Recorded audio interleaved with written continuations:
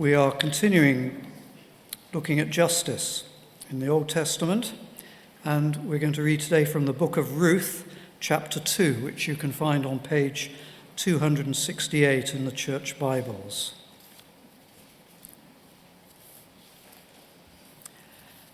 Now Naomi had a relative on her husband's side from the clan of Elimelech, a man of standing, whose name was Boaz.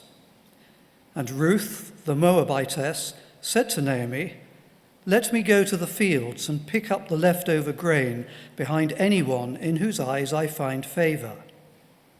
Naomi said to her, "Go ahead, my daughter."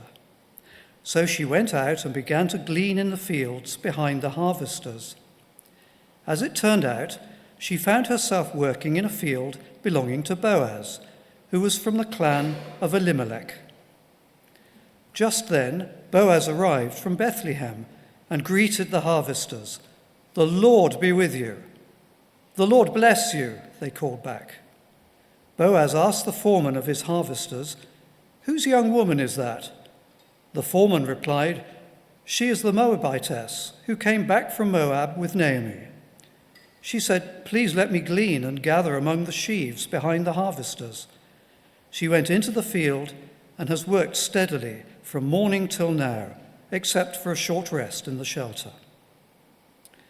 So Boaz said to Ruth, "My daughter, listen to me. Don't go and glean in another field, and don't go away from here. Stay here with my servant girls. Watch the field where the men are harvesting and follow along after the girls.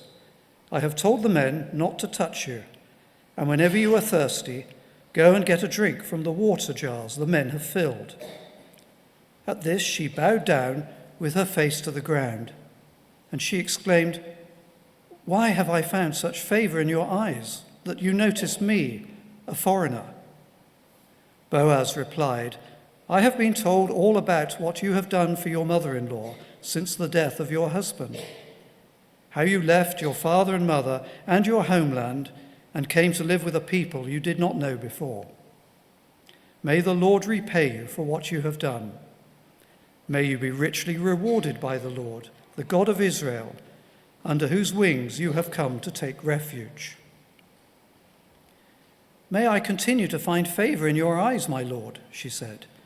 "You have given me comfort and have spoken kindly to your servant, though I do not have the standing of one of your servant girls." At mealtime, Boaz said to her, "Come over here, have some bread and dip it in the wine vinegar." When she sat down with the harvesters, he offered her some roasted grain. She ate all she wanted and had some left over. As she got up to glean, Boaz gave orders to his men, "Even if she gathers among the sheaves, don't embarrass her. Rather pull out some stalks for her from the bundles and leave them for her to pick up, and don't rebuke her." So Ruth gleaned in the field until evening. Then she threshed the barley she had gathered, and it amounted to about an ephah. She carried it back to town, and her mother-in-law saw how much she had gathered. Ruth also brought out and gave her what she had left over after she had eaten enough. Her mother-in-law asked her, "Where did you glean today? Where did you work? Blessed be the man who took notice of you." Then Ruth told her mother-in-law about the one at whose place she had been working. "The name of the man I worked with today is Boaz," she said. "The Lord bless him," Naomi said to her daughter-in-law. "He has not stopped showing his kindness to the living and the dead." She added, "That man is our close relative. He is one of our kinsman redeemers." Then Ruth, the Moabitess, said, "He even said to me, 'Stay with my workers until they finish harvesting all my grain.'" Naomi said to Ruth, her daughter-in-law, "It will be good for you, my daughter, to go with his girls, because in someone else's field you might be harmed." So Ruth stayed close to the servant girls of Boaz to glean until the barley and wheat harvests were finished, and she lived with her mother-in-law. This is the word of the Lord. you.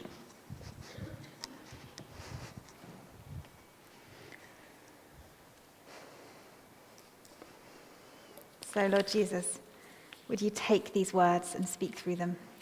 May what is of you stay with us, and what is not of you fall away.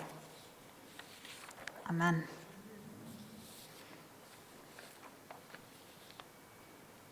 So we are in the book of Ruth today, which is, of course, the best named book of the Bible. No at all bias there. And we're going to be thinking about working for justice wherever we find ourselves, and specifically looking through the lenses of a couple of different characters in the story. Just to quickly recap what the book of Ruth is and where it sits.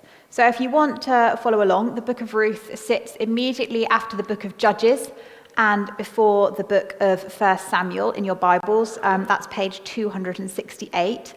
What is going on is this book takes place during the time of what is called the time of the Judges.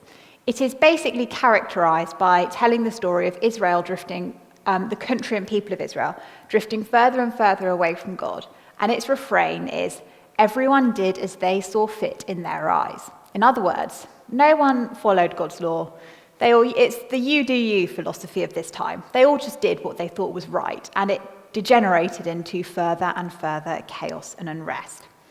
The book of Ruth sits in this time to show us the stark contrast of working for justice in the midst of a very unjust time, particularly in people who you wouldn't expect to see it happening in, namely Ruth, who is a Moabite, which means she is not an Israelite, and so initially sits outside of God's covenant people. So what happens in the book of Ruth is they all live in Israel. Is Naomi, her husband, and 2 sons live in Israel. There's a big famine, and so they move to Moab, which is where the 2 sons meet Ruth and another woman. They marry and settle down, and then all the men die after 10 years in the land. The reason this is significant is because at this time, widows are also particularly vulnerable. It is a patriarchal society. Women did not work. There were very few options available to them, even fewer for a woman of God. And it meant that you were very open to exploitation. You would not be protected. You didn't have someone to look after you. And land was not inherited by women but men. And if you did not have land, you did not have access to fields to farm, which puts you very quickly into destitution. So we have these 3 widows who return to Israel, probably because there was more law to protect widows in Israel society. We read about them in the books of Leviticus through to Deuteronomy. There's a lot of law around protecting the widow, the orphan, and the stranger. So probably because they're going to have a better situation in Israel, they move back to the homeland, and also because the family lives there. But the 2 daughter-in-laws initially go with Naomi. One turns back, Ruth does not. And there's a very famous bit where she says, where you go, I will go. Where you stay, I will stay. Your people will be my people, and your God will be my God. In other words, I choose to follow the God of Israel. I choose to come and live among you. I will become one of your people, worship your God, but I'm not leaving you. Even though it would be far easier for her to return to her homeland, and unlike Naomi, she was probably young enough to marry again. But Ruth chooses to go with Naomi. And when they arrive back in Israel, chapter 1 ends with Naomi saying, don't call me Naomi anymore, which means pleasant. Call me Mara, bitter, because God has dealt harshly with me, because my life has become bitter. So we pick up the story now with Ruth and Naomi back in Israel, and Naomi in terrible pain. One of the mega themes in the Israelite law, as I said, is care for the widow, the orphan, and the refugee, or foreigner, or immigrant, or stranger, depending on how you translate this word. It's quite a fluid term. Because these are the people without family ties, specifically men, to protect them. God's people are not to turn a blind eye to the needs of the vulnerable, or those most at risk of exploitation. That is another big mega theme in the law. God's particularly concerned for those the world overlooks, the powerless, the unimpressive, and the unimportant. And so we find a situation where these women are back, they're vulnerable. What happens next? As Ruth is an outsider, as well as a widow, she might have chosen to start following Yahweh. However, she's still going to be looked at and seen as an outsider. It's a bit like trying to move into a village where there's not been a new person arrive for 100 years and try to claim that you're one of the locals very quickly. We know it doesn't work. It takes time. So she's really quite vulnerable. And the Moabites and the Israelites have a history of not getting along, which is putting it quite mildly. So Ruth is open to all kinds of exploitation and abuse. Ruth is herself very vulnerable and powerless, and she could easily say to Naomi, actually, it's probably a lot safer for you to go out and glean. I'm going to stay back here, thank you. But she doesn't do that. She chooses not only to stick with Naomi, but to do what she can to help her, to protect her, to go and get food. So you may remember from previous weeks we spoke about gleaning. If you're not sure what that is, it's kind of the BC welfare system. The idea is people who harvest their fields, they go through once, they pick all their bits and pieces. But as you'll know if you grow fruit and veg, you miss bits. Not everything ripens at the same time, stuff gets overlooked. The Israelites are told, do not go back. You are to leave all of that for those who do not have their fields. You are not to simply go and strip everything bare and gather more and more. You are to remember those who have less and give what is not just an essential resource for life, but also a proportion of their income, specifically to protecting the most exploited and vulnerable. Others' abundance is meant to provide for those without. There's another little sub-theme going on in the book of Ruth, which we see with those words, and it just so happened that she turned up in Boaz's field. That's a bit of a nudge-wink situation. God is clearly at work in Ruth's story, but how the writer presents this is through a wonderful series of coincidences with words like, it just so happened. Oh, and it turned out. Who knew? They're deliberately playing on this theme to make the point how that may not feel like it to Ruth and Naomi at this time. God is still at work, working justice in their situation through the actions of others. So Ruth just so happens to go to a field of a relative, someone who is more likely to care for and protect her and has a duty in Israelite culture to care for and protect her. Boaz just so happens to turn up on just the right day, who'd have thought it, eh? And just so happens to notice her among what would have been quite a lot of other people gleaning. This could potentially be because she was not an Israelite and stuck out a bit more. When Boaz hears this, he acts how a righteous Israelite is meant to act, in stark contrast to a society around him where people are not, and immediately seeks to care for and protect the vulnerable. He does not shirk his duty to provide for those in need. So as you go on through the story, you will hear that Boaz is extravagantly generous in how he offers to protect her. It is far above and beyond what would be expected of providing in normal circumstances for a gleaner. And so Ruth asks why he's done this. And his reply reflects the kindness and compassion that she herself has shown to Naomi. Ruth has sought to protect the vulnerable and broken Naomi in such desperate need and given up everything to ensure Naomi is not left alone. This is an extravagant sacrifice. It's potentially a life-threatening one. So the least Boaz can do is try and make her situation easier in the time of Israel. Boaz will also be referred to as something you may have noticed, this word kinsman redeemer. We don't really have a nice, easy translation in English, and people sort of scrabble around with a few different phrases trying frantically to convey what it means. The idea simply is, if you end up with a widow, someone in the near family is meant to marry that person because that is the way of protecting their property, it's the way of providing food, and basically it's going to keep them safe and enable them to get through life more easily, avoid destitution and avoid exploitation. It's not a perfect system, but in the ancient world, it's actually an incredibly good one as things go. Boaz could, of course, shirked this duty, could have tried to pretend that it wasn't his. There are accounts of people doing just that. But he doesn't. He steps in and does what needs to be done. So he's got this duty, but he could still have, it was one people did duck. He is still acting justly. He is not allowing anything to come in the way, even though this duty was actually one which it cost you your own line of sons because of how things worked. This all takes place at a time when we know women were abused and poor. It's the time when everyone in Israel did as they saw fit, and one of the ways that's characterized is actually by the abuse of women. It's not a great time. Boaz is meant to stand in very deliberate contrast. Where everyone else is drifting away, this is what it looks like to act justly and follow God. And it doesn't start with big and grand gestures, but doing what you can with the people right in front of you, from those closest to those further away. But it does show again God is at work behind the scenes. I'm going to quote Tim Mackey. He's the scholar who's behind Bible Project, so the name might ring a bell from that, who says on this book, God weaves together the obedience of his people to bring about his redemptive purposes. Justice is not sometimes this big, extravagant thing we think it is, but it is simply worked in a series of small actions as God weaves together and works in the actions of his people to bring about redemption and rescue for those in need. Part of the identity and holiness of God's people is defined by how we work out justice for the most vulnerable in our society.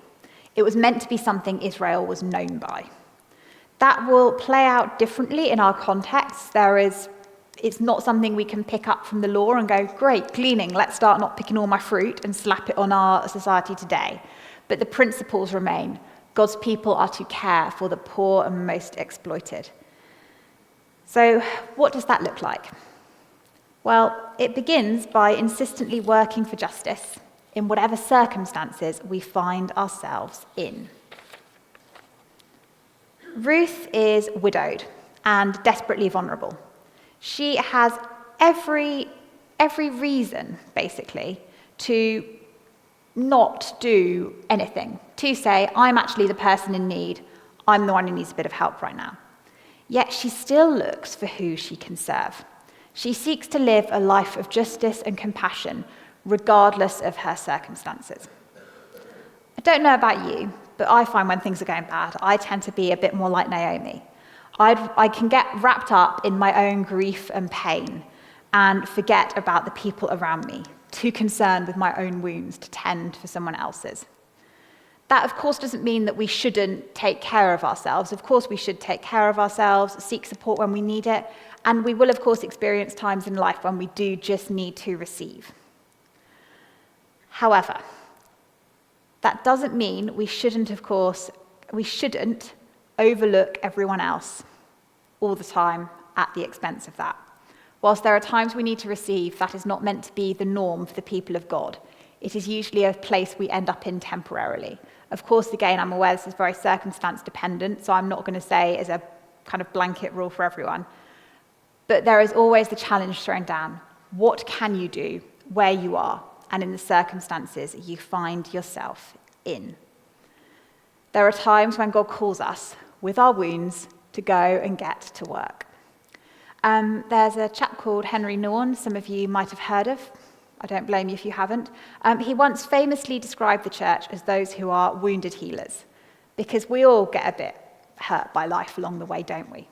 And he describes the church as those who are meant to go out and serve others with their own wounds, not trying to pretend everything is shiny and rosy, not waiting for everything to be okay to act, but doing what they can where they are, even with the sometimes painful circumstances that they find themselves in. This is the calling that Ruth fulfills in her interactions with Naomi and with the world. She goes and serves someone else. She doesn't let the call of God's people to work for justice get lost in her pain, though she herself is also widowed and in a new country, and it would be so easy for her to. I know it's not easy. I know it's not always the right thing to do. I know even when it is, at times it can take everything. And sometimes it means we serve through tears or whilst bearing our pain. But that is also one of the holiest callings of the people of God, and it is one we do not do alone. And just as God worked behind the scenes through Ruth's faithful obedience, bringing redemption and healing, not just to Naomi, but also to her, so often it is when we go out with our wounds seeking to serve, that God will work redemption and healing, not just for those we serve, but also for us. We know from this story that God is able to work even in the most painful of circumstances. The passage ends with Ruth going home with far more grain than a gleaner would ever normally get. There is a tiny footnote telling you it works out at about 22 litres. If you imagine about over 15 bags of flour, in fact, much more, that's kind of a similar quantity of what she's got. This is not what you normally get just from grovelling on the ground, getting the lost bits and pieces. It is very clear someone has been actively protecting her, to support to the extent that even Naomi goes, what's happened here? Because this isn't normal. What's been going on? But when she realizes that this is Boaz's generosity and his sense of justice that had been at work, we see the first glimmers of transformation. Chapter 1 ends with Naomi saying, "Call me bitter," and having no hope. Chapter 2 ends with her first words of hope as she says, "The Lord bless him. He has not stopped showing his kindness to the living and the dead." Those simple actions were not merely simple actions. For Naomi, they were a lifeline and the glimmer in the dark that God had not abandoned her, as she said in the last chapter, but was still at work in her situation. Boaz's kindness, his justice, is what offers this glimmer of hope. And that's what justice does. It brings light and hope to those who find themselves in all kinds of, metaphorically or sometimes literally, dark places, and can enable them to see God at work, even in the midst of their pain. And sometimes, in fact most of the time, this is surprisingly ordinary. It is really, really easy to glamorize justice. You know, you think about those films and dramas you see. What have you got? You've got incredibly, unbelievably attractive people with far better makeup than anyone normally has who works that many hours, or in sharp suits going about their business. And it all looks very exciting, doesn't it? Very glamorous. Or it's this hopelessly romanticized cause, which always beautifully and perfectly works out in a convenient 2-hour period. I'm sure that you know it does not work like that, does it? I once worked in a church where we worked a lot with some of the most marginalized people in our parish. I can say with confidence it was by far and away the least glamorous thing I have ever done. And that's on quite a large scale of unglamorous things that have occurred in my life. Much like gleaning, it was hard, painfully slow, often dirty work. And much like Ruth's gleaning, it felt like taking impossibly tiny steps in the face of huge systemic problems, which we were not going to be able to undo or fix. So a lot of the time, working for justice is simply doing the tiny thing you can do and trying not to get bogged down in the systems that you cannot. Whether it's buying a big issue or raising a concern for someone you're worried about, it is not often the big actions, it is those tiny, ordinary ones which may feel like picking up one bit of grain and keeping on going. But they stack up and they make more difference than we may realize. Sooner or later, tackling injustice will require us in some way to get down in the dirt, to get involved in the ordinariness and in all kinds of tiny little actions. Ruth is remembered as a faithful, holy woman. She is one of 5 women who appears in the genealogy of Jesus. She's remembered well among the Israelites. And yet she shows us holiness isn't really holy if it's not prepared to get dirty and get involved.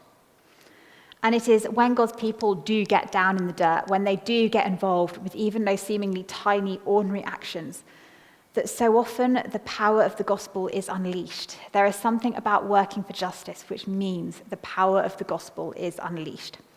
In that last church I served in, we also had 7 adult baptisms in 2 years, off the back of that work. It wasn't because we did anything particularly special. In fact, it all felt very unspecial and not really the kind of stuff I'd necessarily have chosen to want to be doing. However, it made a difference because they saw the power of God in their lives, and the gospel did not remain in a book. It became alive in their life. When we said God was a God who worked for redemption, who worked for justice, who was light, who shone in the darkness, it wasn't just an abstract fact, it was something they could see. Soon we will celebrate at Christmas that God becomes flesh and comes to live among us, in the pain and in the dirt. The church is not just to preach that message, but to live it. The extent to which God's people lives lives which are ordered around justice is the extent to which we will see the power of the gospel unleashed. I'm aware that what I've described might all feel quite removed from where we are in this bit of Woking, although it actually did take place in an area far richer and wealthier than this bit of Woking. But to earth this a bit more, I'm just going to close with an example from my Curacy Church of the small steps someone took, which God used and grew. So this man he taught in a special ed school, and he was particularly concerned that these young people were often ended up with no employable skills. They all got dropped at the end of their education, and there wasn't anything really done to support them. It wasn't fair. It wasn't right. And he started simply by being angry about that and noticing this thing is wrong and shouldn't happen. However, the danger is we stay in our anger, isn't it? We get all wound up and wrapped up in this is wrong, and we end up ranting and getting really worked up and not ever doing anything. Anger has a place in this, but its purpose is to be harnessed and unleashed into a force for good. Jesus gets angry, but he doesn't end by stamping his feet. He ends by acting in line with how that anger is calling him to act. So his next step, or his first step, was one day he had an idea that he was going to run a cafe at the church, which is student-staffed, the aim simply being to gain some kind of employable skill. It was a safe space that they could learn these skills in. And I went and heard about this on my curacy visit, because you go about a year before you actually start to meet people and suss it up. I thought it was a pipe dream. I honestly remember hearing it and thinking, yes, lovely, not believing it would ever actually happen. But when I went back a year later to start that curacy, lo, it was up and running, one day a week, in partnership with the school he taught at, providing an opportunity for these young people to learn an employable skill, to grow in confidence, and to become part of their community. Since then, he's gone on to explore how he can support the adults, the people at the end of the system who still end up dropped, those who there is no nice, easy, you're going to go to school the next day and learn another school, those where he felt there were no next steps. The cafe also runs 2 days a week. It started with the one thing he could do, and it grew and it grew, and it grew in all kinds of ways in which we could never have dreamt. It is, of course, really, if you think about the scale of the problem and the systems involved and the challenges, tiny, isn't it really? It's one small cafe with a handful of students in one little area of Surrey. However, rather than getting bogged down in what could not be done, in the things which could not be changed, his focus went with, what can I do? What is God calling me to do? What can I do in response to this? Even if it's tiny, even if it feels small. Because, as is one of the big patterns of scriptures, so often, however small it feels, those are the things which grow and grow and grow, and which God works through. Because everything which happened, and this has become quite a big ministry in this church, came because one person simply saw something, got angry about it, and then prayed, well, what can I do? Looking at this injustice, looking at who I am, and also looking at my church. What can I do? And what can my church do with the situation in front of me? He didn't have a lot of time. There were limited resources. All he did was begin dreaming and praying about what God could do through him and also through his people. Because this is not an individual exercise. This is a team sport, for lack of a better way of putting it. It is something we are called to do and be in together. So the question I'd like to leave you with today, what could God do through me? And what could he do through my church? Don't get bogged down in what you can't do. Think of one particular injustice. Sometimes if it's something local, it's often easier to begin to think of those next steps. And then ask the question, what can our church do? And what is my part in that? Because it is when God's people get dreaming and praying those questions, we can begin to see amazing things happening. It may not seem like much, but much like Ruth gleaning in a field, God so often takes the littlest things we can do and multiplies it beyond our wildest dreams. We just need to get praying, get going, and sooner or later it will involve getting down in some kind of literal or metaphorical dirt. So what I'd like to do is just give you a couple of minutes with God to think and pray through those questions. What could God do through me? What is God calling me to do? And what could he do in my church? Think of one thing, just one thing, and think and pray that through. And I'm going to give us a couple of minutes of quiet to do that.